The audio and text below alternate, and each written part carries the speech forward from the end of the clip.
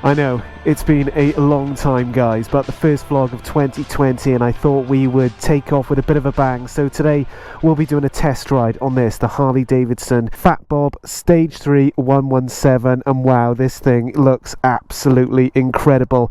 Today's weather, as always in the UK, it's pretty minging, but it's dry, so it's going to be fun. As always, let's just kick off with the detail of the bike. In 3, 2, 1, you know the drill, let's do this.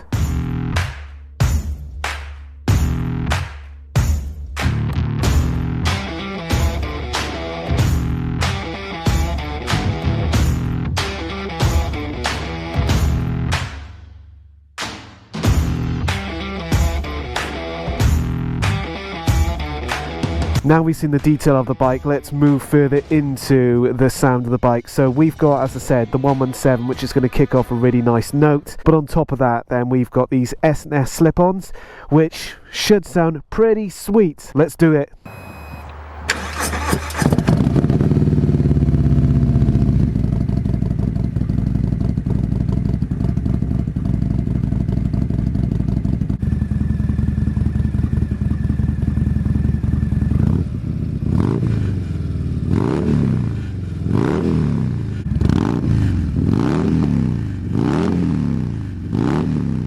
I know there are some people that haven't seen a Fat Bob review before, so I'm going to run through the controls for the rest of you guys.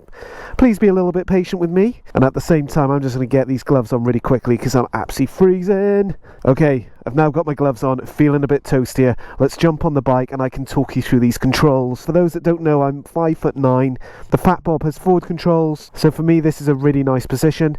Then in terms of the hand controls themselves and the bars, drag bars as standard.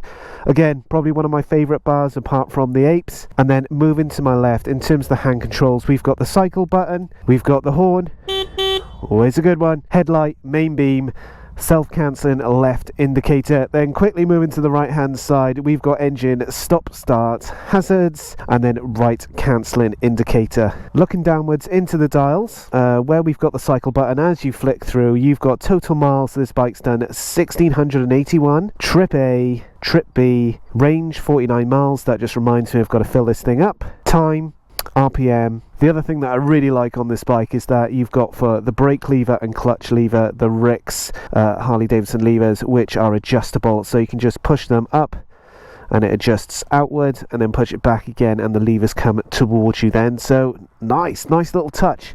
My personal setting, I've got it on 1 for the brake lever, so it's really close to me, and then for the clutch I'm actually going to change that to 1 as well, so both are on 1.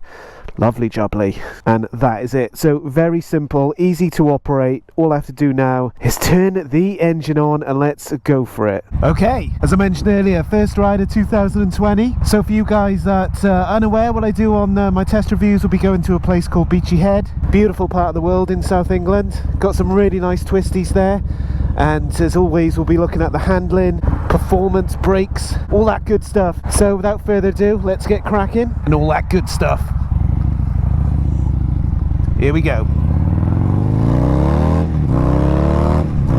I love it. The note on this bike is absolutely awesome. Worth noting that the front end of this pipe is completely stock, and obviously the silencer of the slip-ons is S&S. Personally, would it be my setup? No. I've done so many reviews on the Fat Bob. I think this will be my 3rd one, but obviously with a stage 3 in it. But this bike has never failed to surprise me. It's one of those bikes that's got the best handling, I believe, in the softail range. It's one of those bikes that's completely different from the normal Harley Davidson.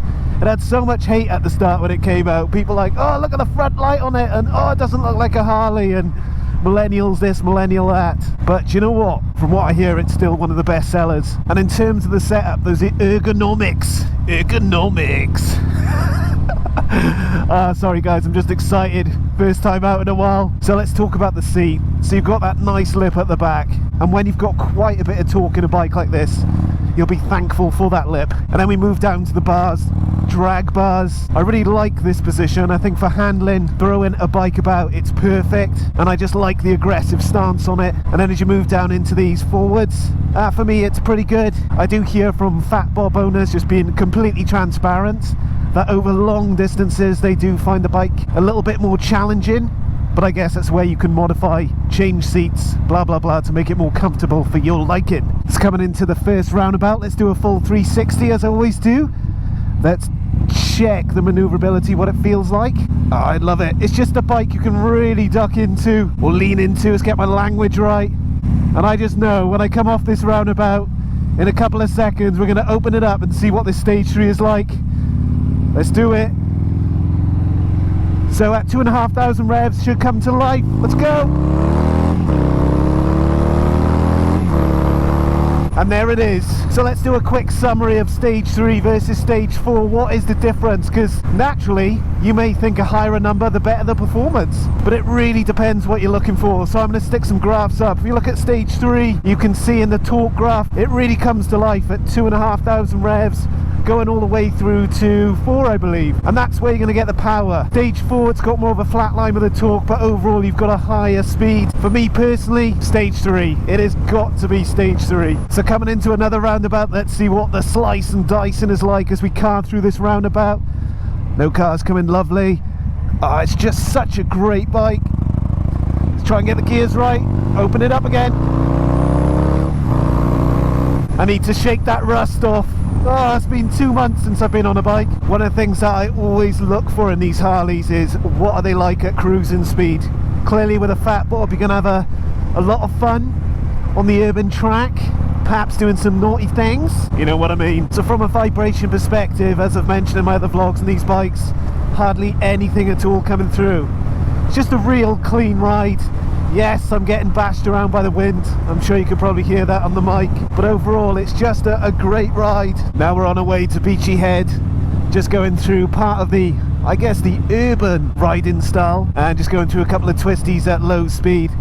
See what it's like. From memory, it's pretty good. Just taking it wide, leaning in. Lovely sun glare. Beautiful. It's just such a cracking bike. I love it. And then coming into the 60, this is where everyone gets a bit nervous. But what you notice straight away, and clearly the roads here are a little bit ropey, but in terms of that handling, the suspension handles really, really well. Still Showa suspension for Harley, but you've got the upside down forks at the front which really make a difference, and that rear suspension, as you would have seen at the start, has been adjusted to my weight. Just leaning in, dropping it down a bit, then open it up. Beautiful. Woo! And as you can see there, a little bit of sliding going on. But that's what I find with these softails, is that even if you do lose it a little bit, they're quite forgiving.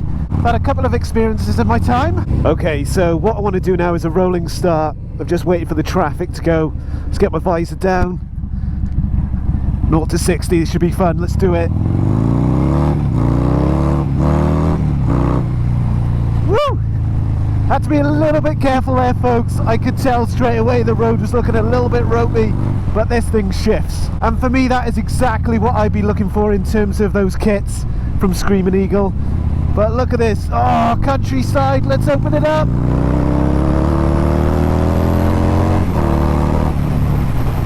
Look at the sheep. Ah, my boys.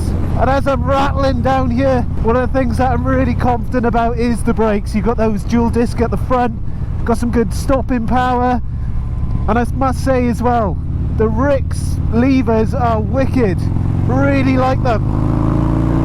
Coming into the next part of the test route, got a nice little sharp right, and then going into that sharp left. And as you guys will probably remember, the terrain is pretty bumpy on the road, so just going to drop down. Oh, nice bit of stones across the road there. Coming in to it. Then up on the left. Oh, a low back end slip out. And then this is the part, it's really, really bumpy. Let's see how it handles. Lovely. And I can't emphasize enough just how bumpy this road is. But the Fat Bob front suspension, those USD forks, they're good. They're really, really good. As we go along the Beachy Head Road, oh, this is where I really enjoy it. And it's a nice space, you can just really open it up. And then coming over to the cliffs, dropping it down. That back end is screeching a lot. And then through onto the left bend, taking it nice and easy, just so beautiful today. And then opening it up. I just absolutely love the power on this thing. Stage 3 for me is where the money's at. Coming into the final part of the test route, we've got that right bend, left, then right again.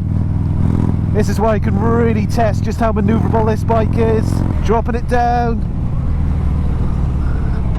like so, into the left, bit of back brake, then right.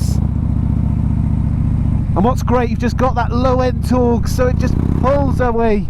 Dropping it down a bit, then tight left. Ooh, that was very tight. It's a bit different to what I remember. And then open it up. Beautiful. So the question is, do I like the Stage 3 117? And let's get straight to the point. I love it. As I mentioned earlier in the vlog, for me, just where that torque curve is, this is where it's at for me. This is what I'd really enjoy the most. But where you've got that power at the start, 2,500 RPM all the way through to 4, it's just got that right amount for me. The kit itself, I believe, is around £2,000, and if you want to go for Stage 4, that's an extra £1,000. So that's why it's really important to understand what type of riding style you like, because getting that wrong is going to be a bit painful. But apart from that, that is it from me on this very windy day down at Beachy Head. As always, thanks for the support, guys. I'll be back very shortly. I definitely need to practice my riding more. I feel rusty as hell today. But stay safe, all the best. Motor New Brighter.